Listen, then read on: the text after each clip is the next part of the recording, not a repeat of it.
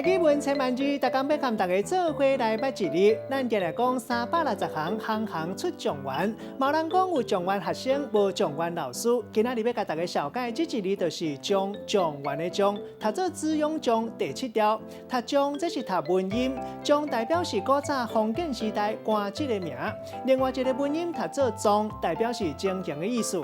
咱讲状况、状态，冇人读做状态。另外一个有编造意思，古早讲状一句话，这个意思就是编假话出来。这个鼻音读做装，有文件意思，像讲拍官司的公文，咱讲是诉状。另外奖励或者是证明的文书，咱讲是奖状、宽状，有人读做官状。带大家做伙来小解这两个词。